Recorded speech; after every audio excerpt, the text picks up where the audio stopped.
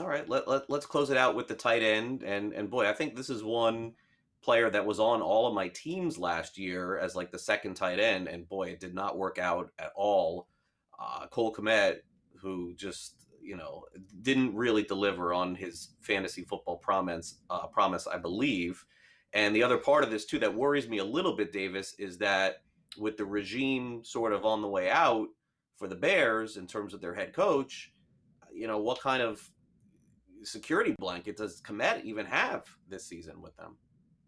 So the Komet thing is really interesting because Jimmy Graham is not going to be on the team anymore. Jimmy Graham, I believe, was second on the team in red zone targets last season, despite not playing very much. And Cole Kmet had the very unfortunate moniker last season of being the player who received the most targets while scoring 0 touchdowns. He was targeted 93 times last season and scored 0 touchdowns, returned 0 touchdowns on 93 targets. That's pretty bad. Definitely was a function of the offense. For example, Darnell Mooney was targeted over 110 times and only scored 4 touchdowns. And the Bears definitely do like to run closer to the goal line as opposed to throwing it. Now, I don't know what their offense is going to look like in that sense this year with Pep Hamilton calling the plays and Matt Eberflus in charge.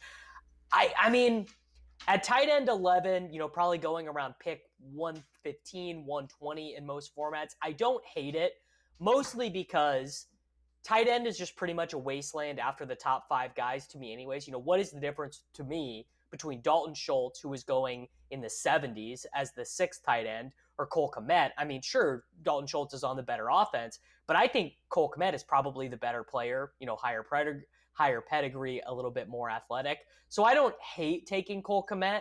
He, for whatever reason, I don't really know why the market has decided this. He's got a little bit more expensive the last couple weeks, kind of going from like tight end 14, 13 to tight end 11. And I guess maybe the market was thinking Jimmy Graham would come back. But as far as I could tell, Jimmy Graham is not playing football this year. And, look at some of the other guys that they have available. Equanimous St. Brown for slot wide receiver, the backup Mm-hmm. tight end, James O'Shaughnessy, Ryan Griffin. Like, if Cole Kmet is just out there for 17 games, he is going to get the ball.